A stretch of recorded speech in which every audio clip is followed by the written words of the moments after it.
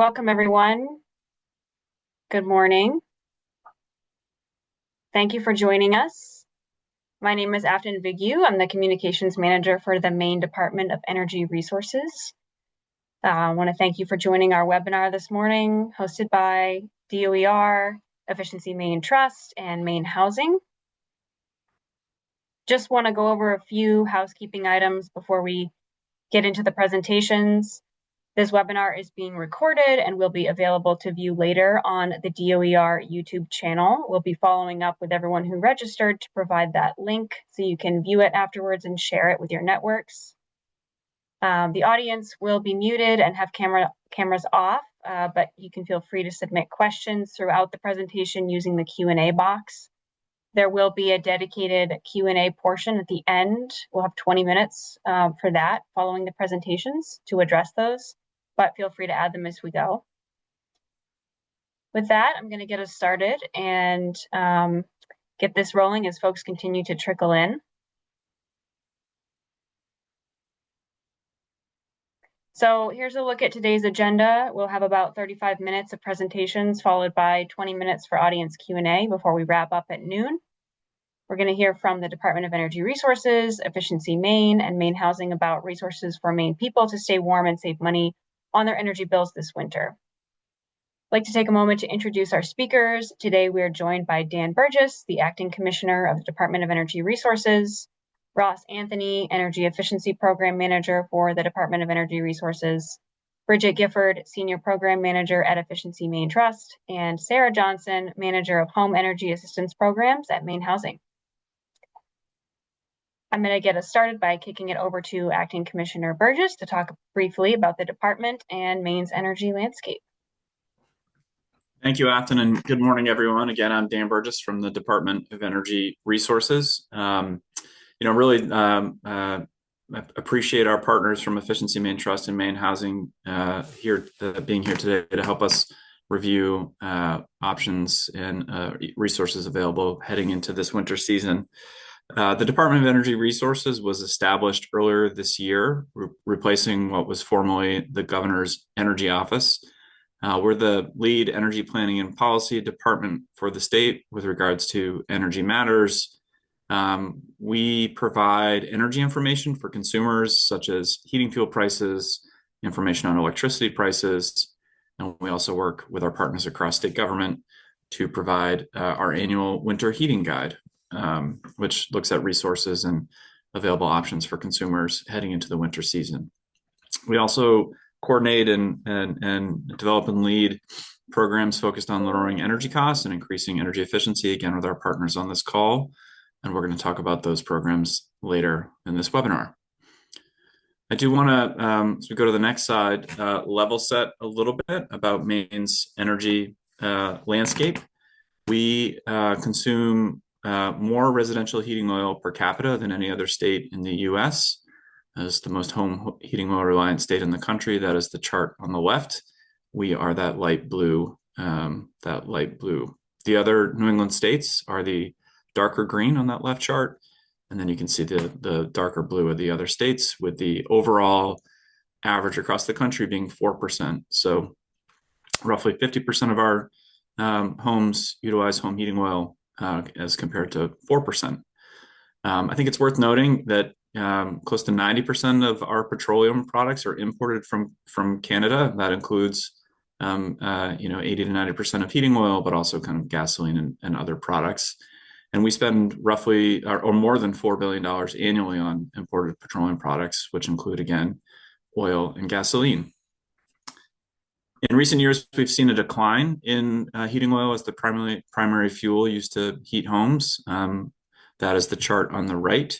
You can see that we've gone from 70% of our homes using heating oil as the primary fuel in 2010 to just about 50% in 2024.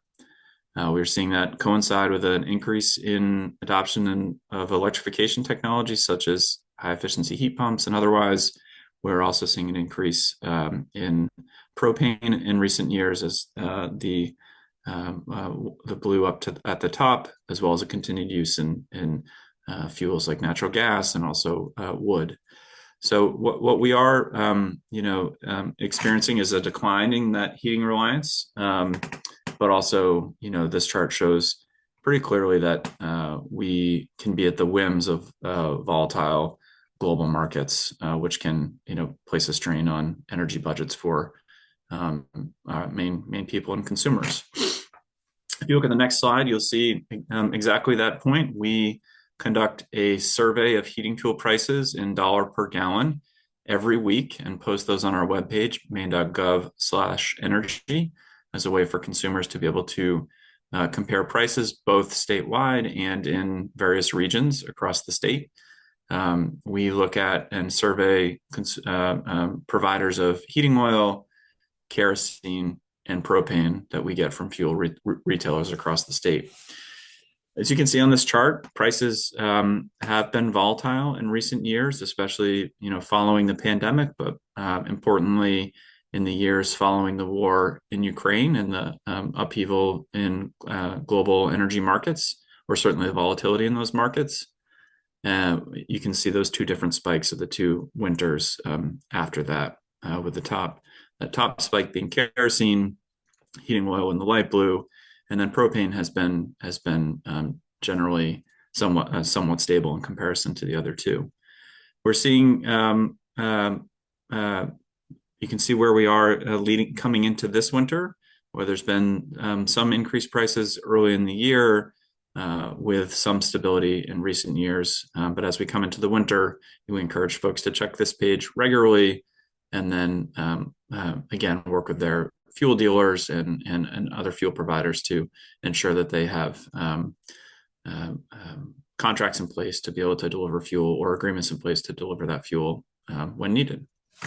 That's the heating side. And if you look at the electricity side, Maine shares an electricity grid with the rest of New England. And this chart shows both the bottom blue line, the average US electricity price, and then the other lines of the other states in New England. And what you can see is that much of the volatility that we have experienced is also being experienced in other states in New England. And that is primarily because half of all the electricity in New England that is generated uses natural gas. And so as we think about the volatility in those global markets, and particularly in natural gas markets, those are translating to electricity costs.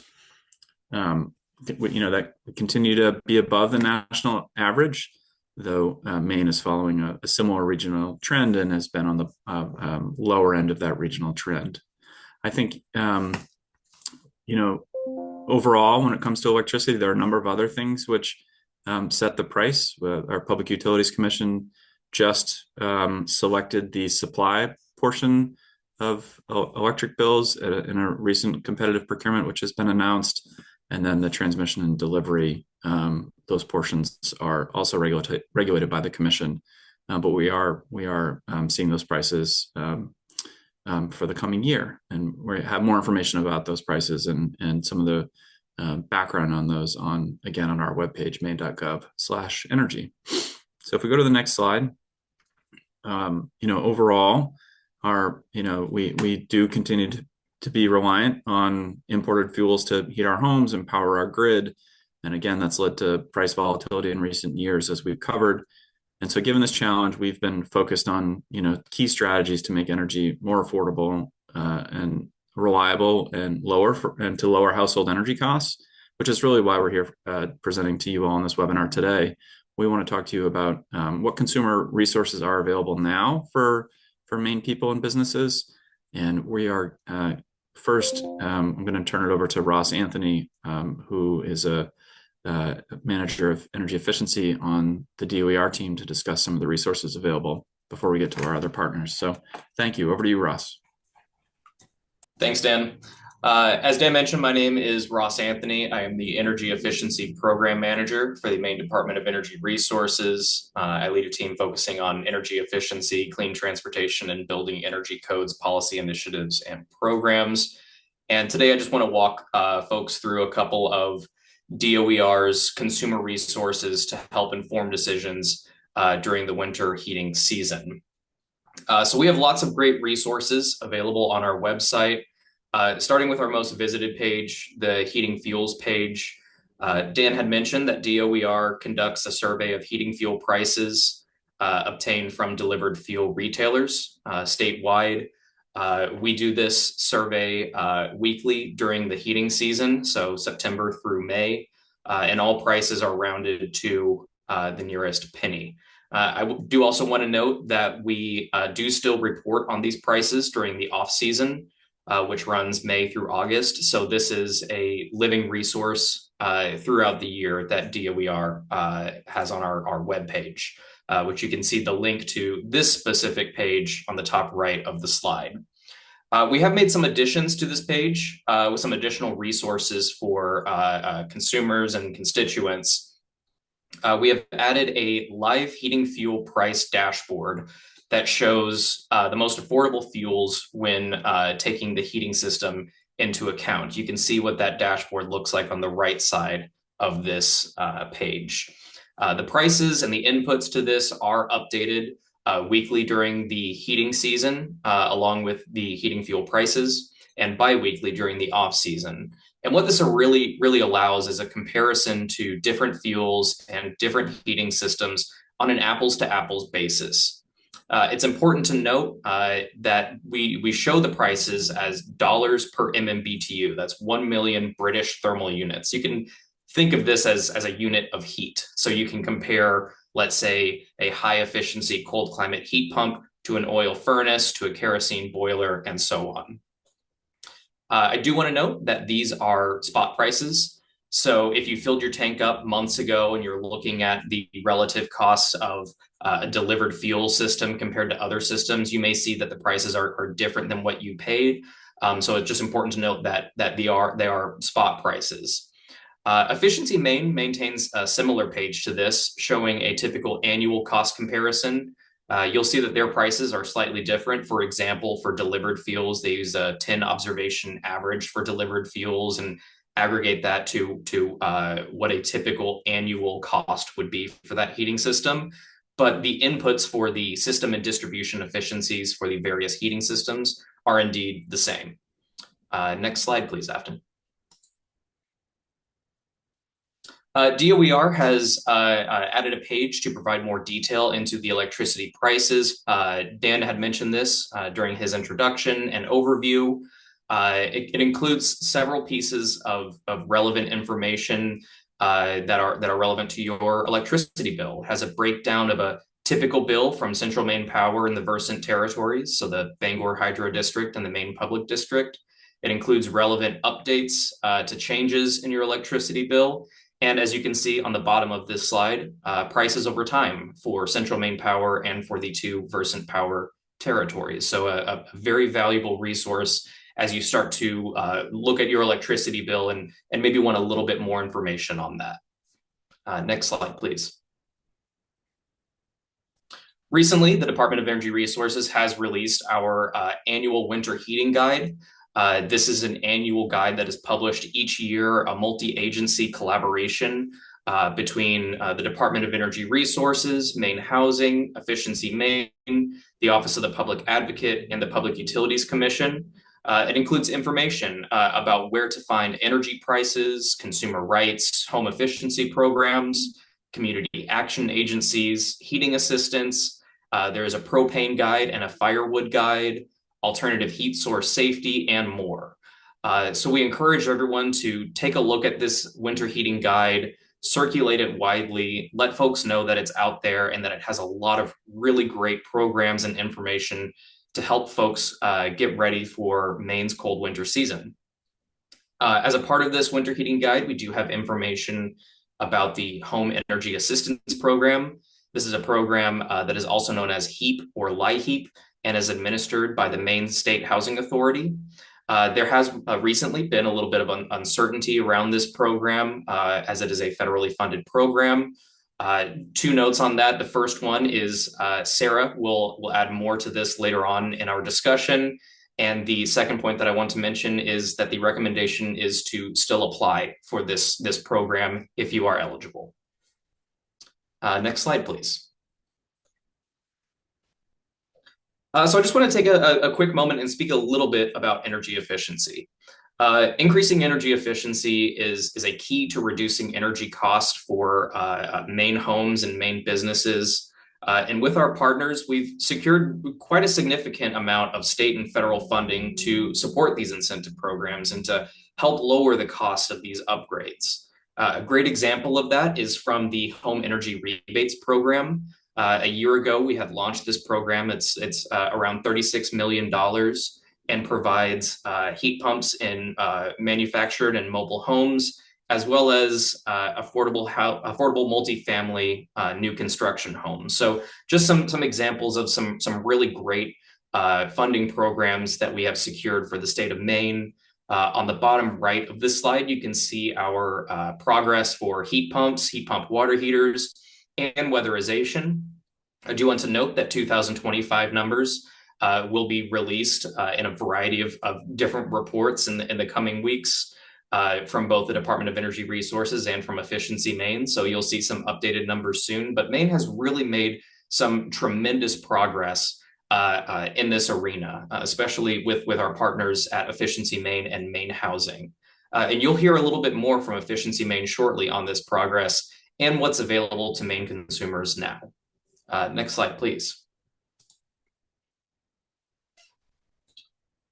Federal tax credits. So we do have some, not we, it is a federal program. There are federal tax credits that are available for energy efficiency upgrades. This includes heat pumps, new windows and doors, insulation, heat pump water heaters. However, these federal tax credits will be expiring soon. There is a deadline of December 31st for having these projects completed to claim these on your 2025 taxes. We do have some information. Rewiring America has some really great guidance on these federal tax credits and the amount per project or per energy efficiency or energy upgrade measure that you install in your home.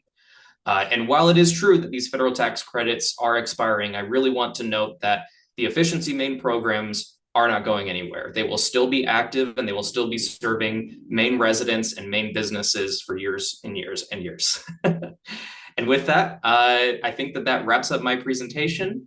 And I would love to turn it over now to Bridget. Thank you, Ross. All right, so I'm going to talk today about our residential rebates, and just a note that Efficiency Maine has rebates for sort of every facility type in the state. Small business, large business, custom, industrial. Today I'm just going to talk about what's going on at home. So next slide, please. I wanted to just share a little bit about Efficiency Maine. Who are we? We run the state's energy efficiency programs. So our funding comes from many different sources. What we can provide are rebates, financing, and tools. We have a database of installers. Most every state in the nation has efficiency programs. Those are typically run through the utilities. In Maine, it is outside of the utilities. We're really serious about energy efficiency. We're not also trying to sell energy. So a handful of states like Maine administer those programs outside of utilities. And so we're a quasi-state agency. So you can sort of think of us as Maine government. So next slide, please. Starting off with our heat pump water heater rebates. So you can go to Lowe's, Home Depot, or Granite Group is a distributor locally. And you can also get your water heater through Amazon. For an instant discount, we have a point of purchase, $1,050 off the price right at the register.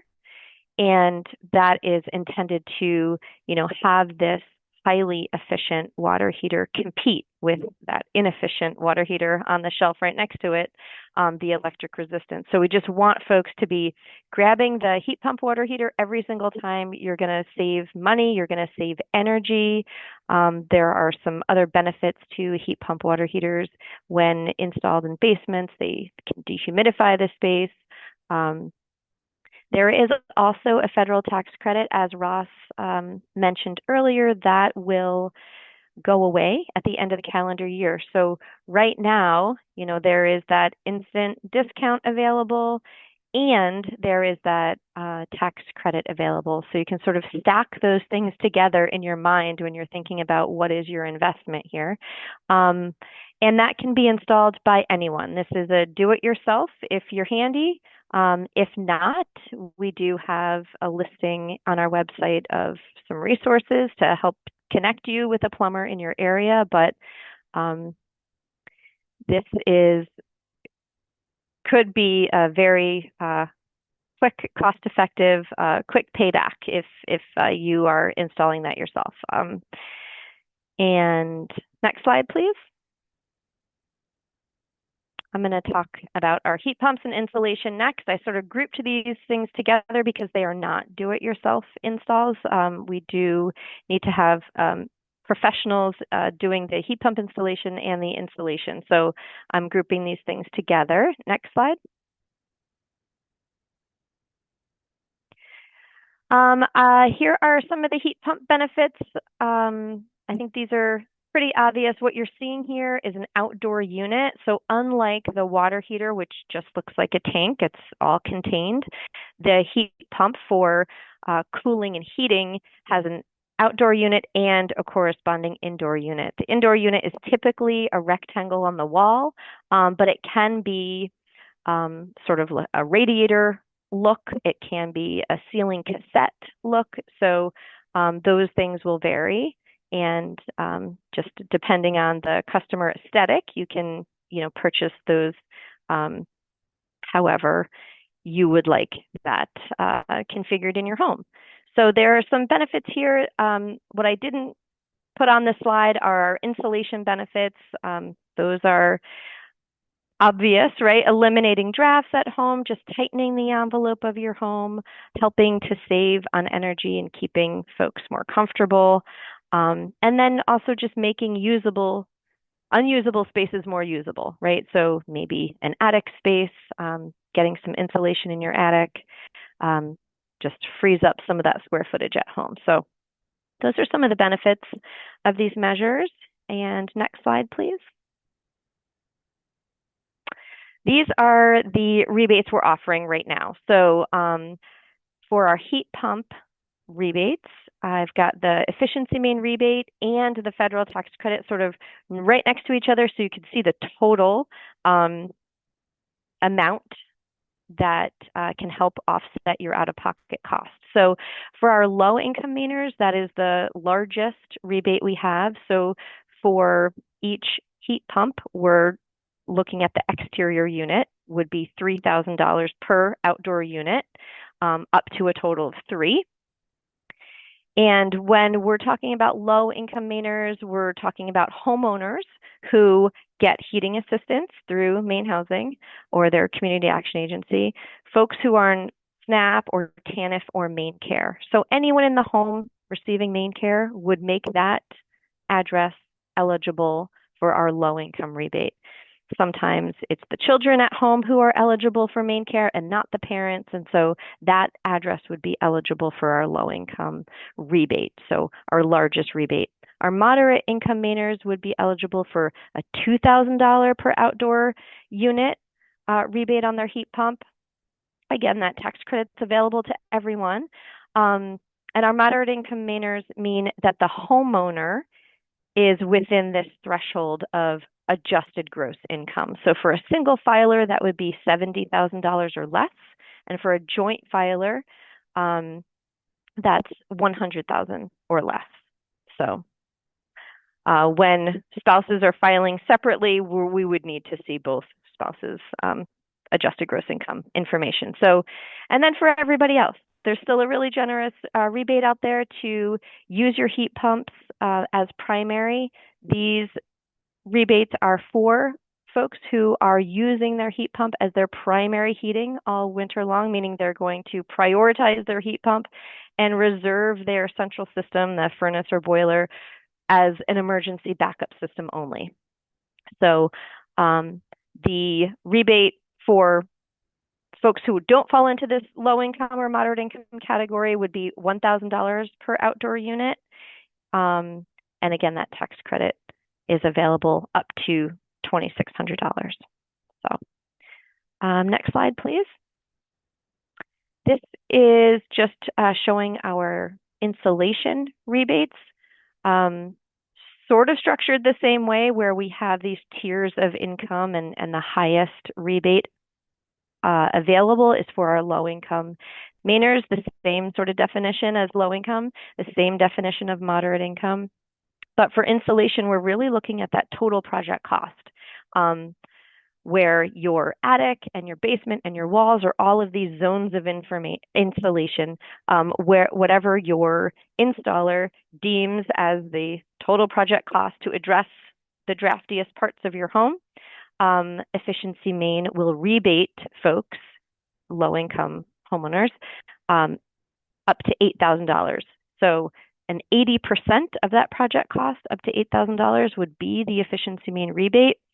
Super generous, and right now is where we're seeing a lot of interest in our insulation rebates, folks getting ready for winter, and our partners are busy fielding those phone calls and getting that work done. So again, for our moderate income Mainers, that is a 60% of the project cost, up to a cap of $6,000. And then for everyone else who wants to do an insulation project at home, it is a very generous 40% of the project cost. So Efficiency Maine, if the project cost is about $10,000, Efficiency Maine is writing that check for $4,000 to help offset.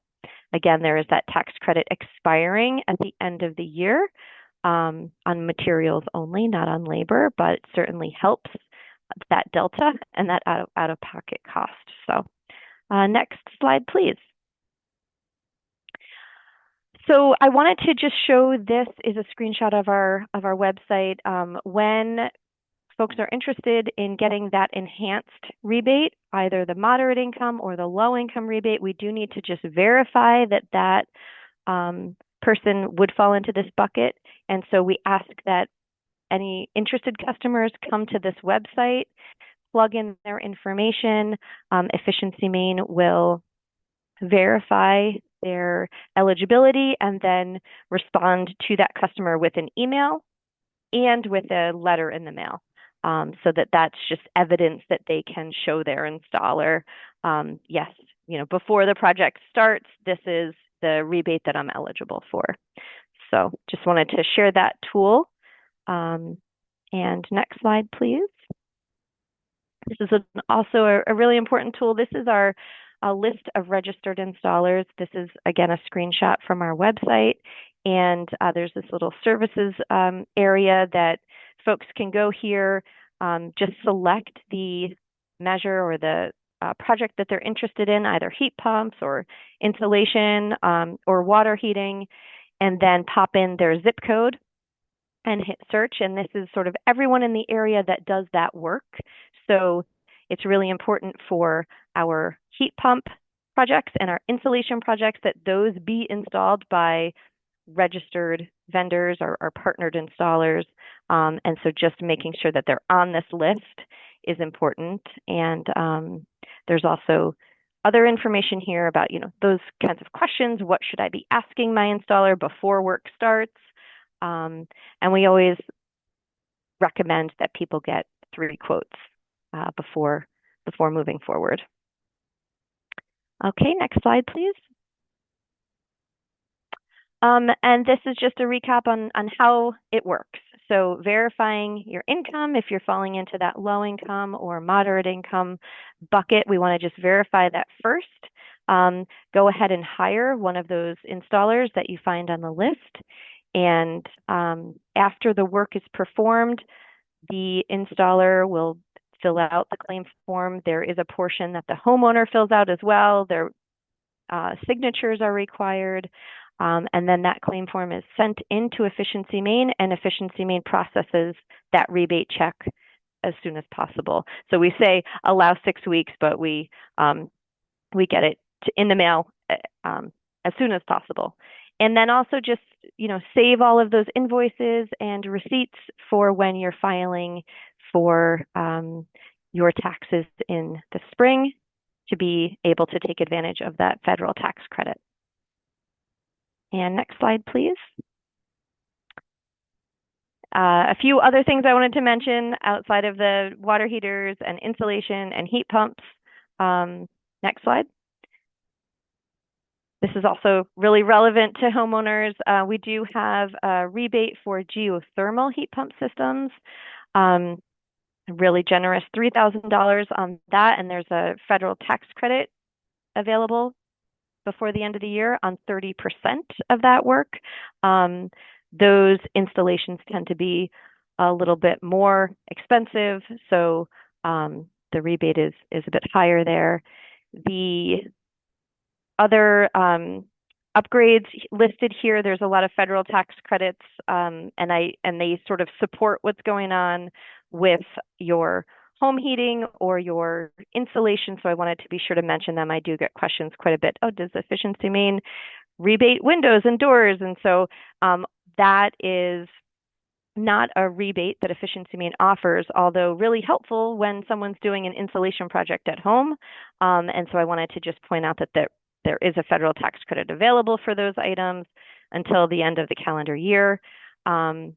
And there is a clothes washer rebate of $50. This is just an Energy Star clothes washer. It's a really easy form on our website.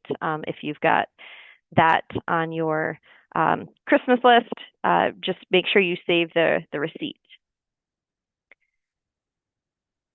And I wanted to also mention our loan program for any kind of efficiency project at home. There will be, a copay, that some amount that's not covered by a rebate or an eventual tax credit. And so for folks who need help finding the out-of-pocket costs, we do have this tool available. And next slide. I wanted to also just share our efficiencymaine.com website. There's a lot of tools and resources on our website, calculators where folks can just bring their own consumption data and play around with the expectation of how that might look after their upgrade. And our call center number in Brunswick, this is Monday through Friday, 8 to 4:30. So any question at all about Efficiency Maine, folks are just waiting to answer those questions. So thanks so much. I think that's my last slide. I will hand it over to Sarah. Thank you so much, Bridget. That's great information. I'm Sarah Johnson. I'm the manager of the Home Energy Assistance Program at MaineHousing. If you want to hit the next slide, that would be great, Afton. So just a little bit about HEAP, which it's an income-based assistance program, and it's designed to help a household offset a portion of their home energy cost. Eligible applicants receive a one-time annual benefit. And what I want to go over today is the eligibility for HEAP and how that allows you to access other programs, specifically Efficiency Maine programs and certain utility programs as well. You can hit the next slide. So a little bit about accessing the program. We do have a completely online application available. You can visit MaineHousing.org, and we have a great landing page for the HEAP program. Another way that you can access that is by contacting your local community action agency. We have a couple of different application options. You can go in directly to the agency with an appointment to apply, or they can do an intake over the phone. Next slide. So there's been some changes last year to require documentation to the HEAP program. So when a client or when you go in to apply, you'll need to provide proof of citizenship for all household members. the applicant does need to provide photo ID, and then we do need to see Social Security cards for all household members. As this is an income-based program, we do look for verification of income, and then we do require copies of utility and energy bills just to make sure that we're paying the right people for the right product. Next slide. So a little bit about the application process.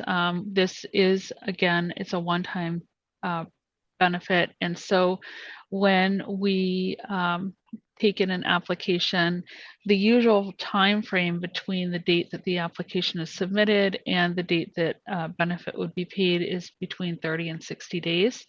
That is dependent on how quickly you provide or the applicant provides the required documents. And so the assistance is paid directly to the vendor who supplies the fuel. So we have vendor relationships with the majority of providers throughout the state. So we pay that directly to them. And then for clients who heat their home with wood pellets, corn, coal, or biobricks, we do issue benefits directly to those applicants. And so we also provide assistance to people who are renters that are not necessarily responsible. So if heat is included in their rent, they still may be eligible because there's an indirect cost for heating their home. And so those applicants would also receive a direct check. You can go to the next slide. And so typically once a benefit or an application has been approved, the payments are made within 7 days. Again, as Ross indicated, right now our funding has not come through for this program year. So we were able to do some payments out for some of those initial priority applicants. We paid around just under 4,000 households assistance. But right now we're paused. We're hopeful that with the federal reopening that we will have some notice of funding shortly. And then I wanted to just make sure that we kind of talk about should you still apply and whatnot where there is some uncertainty. And so we are encouraging people to still keep their appointments, to go in and apply, to apply online, only because as soon as the funds are received, we will be issuing benefits. And then eligibility for HEAP does open you up for eligibility for other programs. You can go to the next slide. So one of the other major programs that is operated through the HEAP grant is the Energy Crisis Intervention Program. And so if you are a household in Maine that has received a HEAP benefit and you encounter a crisis where you will not be able to afford to fill to put oil in your tank, or you've already gone by the point where you're out of oil or other heating fuels, wood and whatnot, you would be eligible to apply for the ESIP program. This year, there's a one-time benefit up to $500, and your community action agency would work with your vendor or utility provider to determine if the benefit would completely remedy the crisis. It's really to avert a household losing heat. You can go to the next slide after. So for the ESIP program, you would apply by phone or in person. So we encourage people to contact their community action agency directly. Oftentimes, if you've not completed your application for HEAP, I would encourage you to start that application process online. You can't apply for the crisis program online, but you can start the regular HEAP application, which would streamline your experience with the Community Action Agency.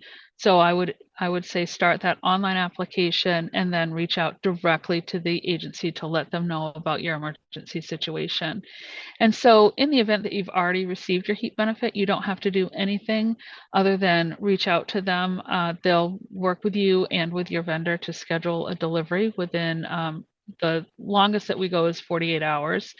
And then if you have not already had your HEAP appointment or your HEAP benefit, you would still have to supply all of the required documents for a regular HEAP application. So those are two important things to differentiate. Go to the next slide, please.